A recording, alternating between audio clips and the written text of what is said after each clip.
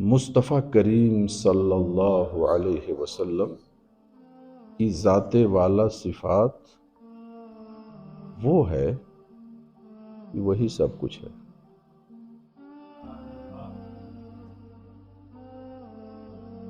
وہ بشر بھی ہیں، وہ نور بھی ہیں۔ کچھ مقرر لوگ جوش خطابت میں بشریت کو غائب کر دیتے ہیں۔ مطلقاً بشریت کا انکار تو کفر ہے، اور نور کا انکار بمانا یہ کچھ نور عام طور سے مصطفیٰ کریم نور تھے، یہ تھوڑی یہ نور تو اس نور کا صدقہ ہے۔ تو نور قرآن و حدیث سے ثابت ہے، اس لیے مصطفیٰ کریم نور بھی ہیں، بشر بھی ہیں۔ علوم خمسہ کا کوئی انکار کر دے مصطفیٰ کریم کو یہ 5 چیزوں کا علم نہیں تھا، اس کی تکفیر نہیں کی جائے گی، بس اتنے کہیں گے خطا ہے۔ لیکن ہمارے خطیب لوگ وہ تو کفر کے بالکل آخری منڈھر تک پہنچائیں گے۔ ہاں، مطلقاً علم غیب کا انکار کفر ہے، نصوص قطعیہ کا انکار۔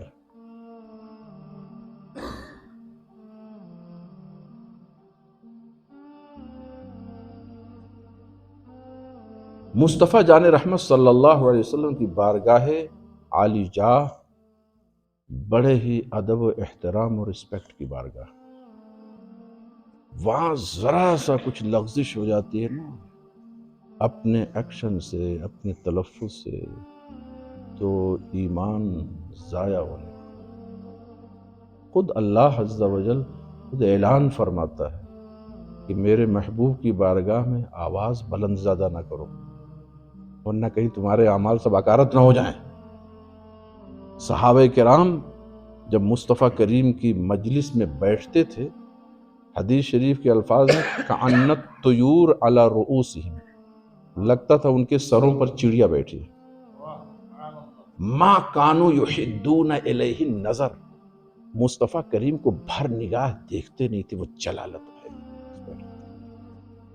کبھی ضرورت پڑ جاتی تھی کسی سے بات کرنے کے لیے، یتکلم کالاخ الحرم الصراع، جیسے بوڑھا ناتواں کمزور بات کا ایسے بات کرتے۔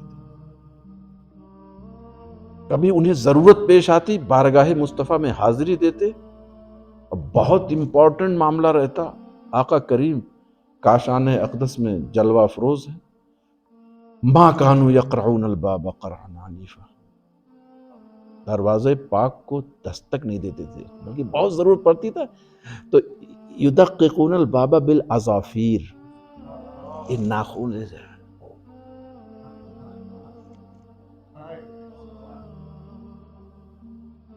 امام قاضی ایاز کی شفا، اس کی شروعات پر یہ ملا علی قاری کی، امام خفاجی کی، یتیم کا لفظ قرآن میں وارد ہے، مگر ایسے ہی مصطفیٰ کریم کو یتیم کہہ دیا کسی نے، وہاں کے اس وقت کے کبار مشائخ نے فتویٰ دیا ارتداد کا، مرتد۔ ہمارے اعلیٰ حضرت رضی اللہ تعالیٰ عنہ فتاوی رضیہ میں لکھتے ہیں قرآن پاک میں نا عصا آدم، یہ تو قرآن پاک کی نص ہے، لیکن فرماتے ہیں ویسے کوئی کہے عصا آدم حرام ہے۔ عام کتب تفسیر میں دیکھیے، ایک منافق صفت آدمی، وہ عبس و تولی کی صورت بار بار نماز، حضرت عمر ابن خطاب کو خبر ہے، اچھا آئندہ پڑھنا تو گردن مڑا دوں گا۔ اب بتائیے کیا معمولی بارگاہ مصطفیٰ نہیں صلی اللہ علیہ وسلم۔ بد مذہب کیا ہوتا ہے؟ کچھ ایسے پوائنٹ لاتے ہیں جس میں مصطفیٰ کریم کی کسر شان ہو، اسی سے ان کے خبث باطنی کا پروف مل جاتا ہے۔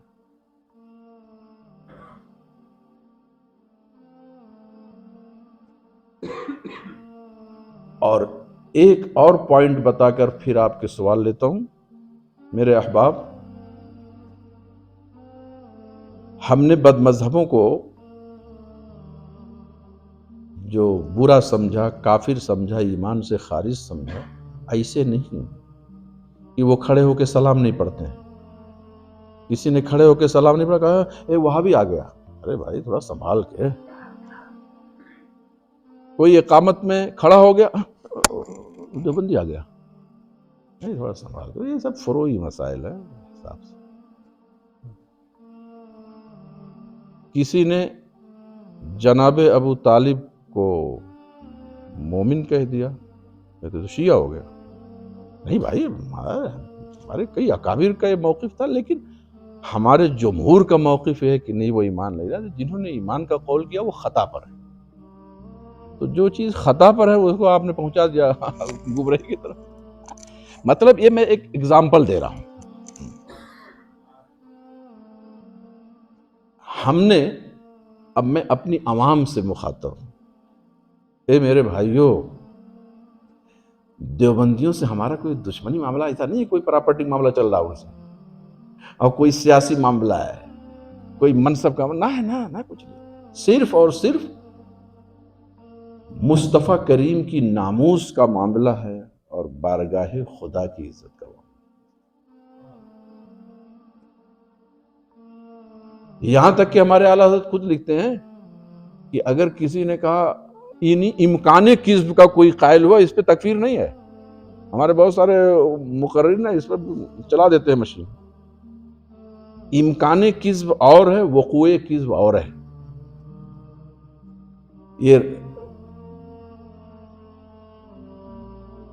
ان کے مفتی الکل فی الکل للکل رشید احمد گنگوہی کی جو تکفیر ہوئی نا، اس کے فتویٰ، جو قلمی فتویٰ اس کا تھا، اس میں وقوع کذب، بالفعل کذب، اس کا قول کیا. اور اس کی زندگی میں باقاعدہ میرٹھ سے چھپا، بمبئی کئی جگہوں سے چھپا، اس کے موجود ہے. وہ نہ اس سے کوئی رجوع کیا، نہ اس نے کوئی درد کیا، اور مر گیا. وہ ہے اللہ جھوٹ بول چکا ہے، اس سے کذب واقع ہوئی ہے. ومن اصدق من اللہ قیلا ومن اصدق من اللہ حدیثا.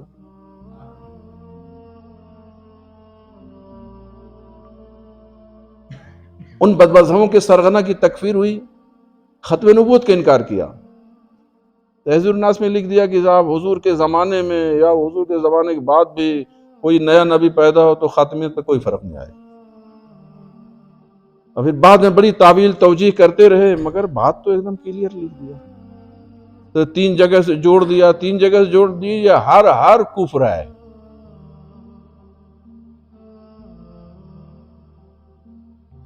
فقیہ اعظم ہند مفتی محمد شریف الحق امجدی رحمۃ اللہ علیہ نے منصفانہ جائزہ لکھا. اس وقت ہم لوگ شریک تھے ان کے اس کام میں. بہت واضح انداز میں کئی پوائنٹ اس کے بہت کلیئر کیے ہیں.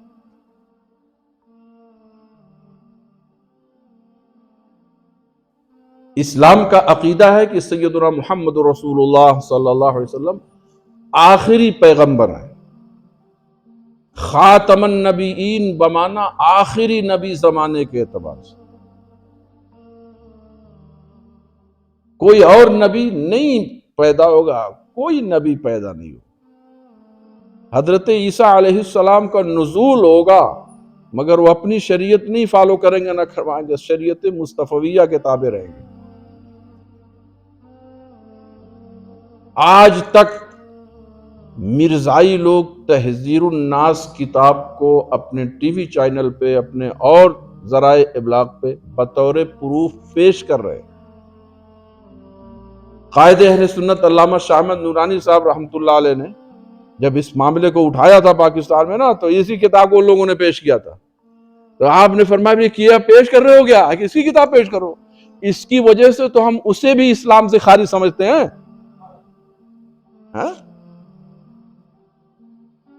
اس وقت بہت بڑی رقم لے کر کے مرزائی پہنچے تھے، بس تھوڑا سا آپ خاموش ہو جائیں، بس اتنے. تو میں دیر کر دیا، میں تو بک چکا ہوں بازار مصطفیٰ میں.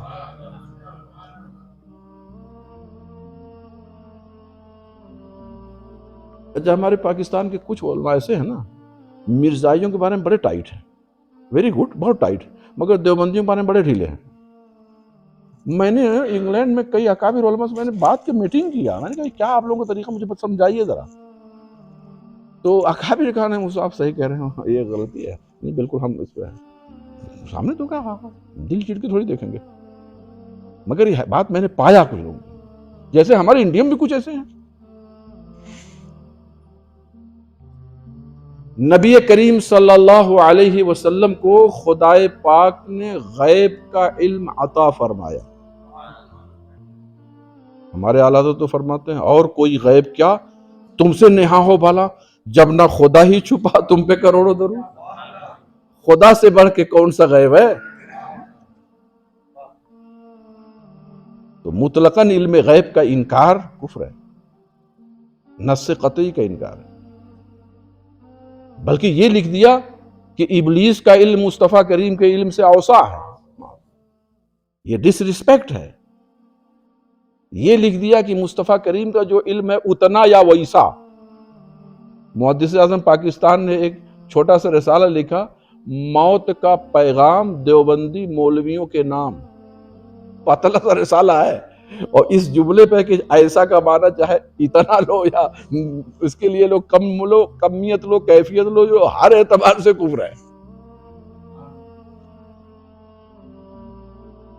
اچھا، کچھ لوگ کہتے ہیں کہ میرے پاس ابھی چند سالوں کی بات ہے، میں تو انگلینڈ میں رہتا ہوں، آپ پوچھ لیجئے، میں تو وہاں کوفہ میں رہتا ہوں، پورے یورپ کا مرکز بد مذہبوں کا وہاں ہے۔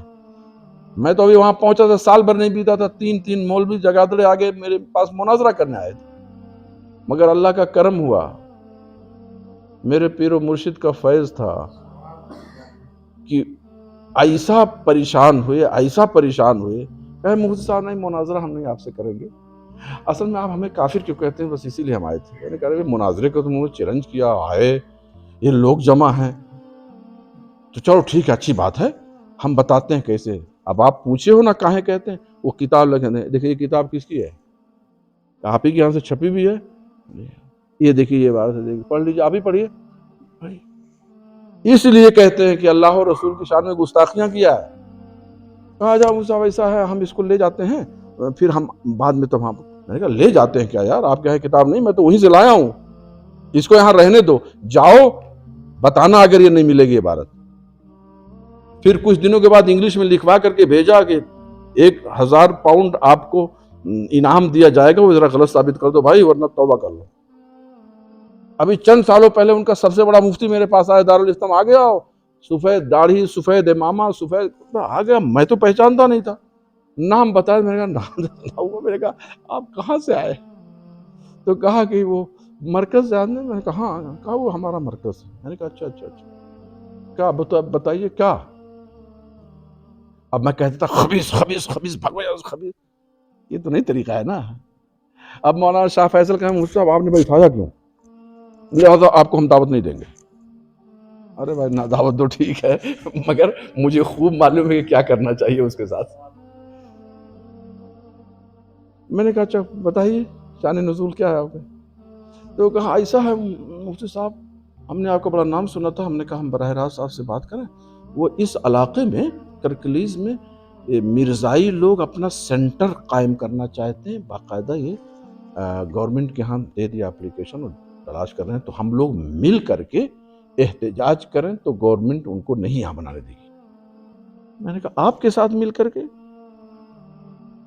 بھائی مرزائی کو تو آپ ہی نے پیدا کیا ہے، تحذیر الناصری نے پیدا کیا ہے، اسی کتاب کے چھپنے کے بعد تو اس نے دعوے نبوت کیا، تو آپ تو وہی مسئل ہے جیسے ہمارے ملکوں میں رات میں چور جب چوری کرنے گھر میں آتا ہے اور جب گھر والے جاگ جاتے ہیں تو گھر والے چلاتے ہیں چور چور، تو ان سے زیادہ چور چلاتا ہے چور چور تاکہ پکڑنے نہ آئے، تو یہی معاملہ ہے۔ کہا نہیں مساوی صاحب تحذیر الناس پہ تو بہت بات ہو چکی ہے اور مل کر، میں نے کہا نہیں بات کیا ہوگی، آپ تو ذمہ دار ہیں، آپ مجھے سمجھائیے، اگر آپ تحذیر الناس سے توبہ کر لے رہے ہیں اور بھی بعض کفریات، تو ان سے بیداری ظاہر کہ آپ میرے بھائی ہیں، آئیے ہم گلے سے گلا ملتے ہیں، ابھی آپ کے ہم دعوت کھانے چلتے ہیں، آپ کو کھلاتے ہیں۔ آئیں مائیں شائیں کرتا رہا، اس کے بعد آج تک نظر نہیں آیا۔ تو میرے عوام اہل سنت میں اس لیے ہمارے بہت سارے عوام ہیں نا، ان کے گھر کے پاس مسجد بد مذہب کا، ارے وہ بھی نماز پڑھتے ہیں، ہوتا نہیں ہوتا ہے۔ کہا دکان کے پاس ہے، کہا کہاں وہاں جائیں گے، 20 منٹ ضائع ہو جائے گا، اتنے میں کتنی بزنس ہو جائے گی، اپنے ایمان کی بزنس کر ڈالا۔ یہ سب تھوڑا احتیاط کرو۔ آپ اپنا سامان خریدتے ہو تو بہت کچھ دیکھتے ہو، تو نماز تو سب سے اہم ترین عبادت ہے، جس کے پیچھے پاؤ ہاتھ باندھ دو۔ ہمارا کسی سے کوئی پرسنلی اختلاف نہیں ہے، مگر اللہ و رسول کی ڈس ریسپیکٹ کرنے والوں سے صبح قیامت تک صلح نہیں ہو سکتی ہے۔ وہ آج توبہ کر لے، آج وہ ہمارے بھائی ہیں۔ کچھ لوگ کہتے ہیں کہ مفتی صاحب وہ تو مر گئے جو کیا، اب یہ تو نہیں کیے ہیں نا۔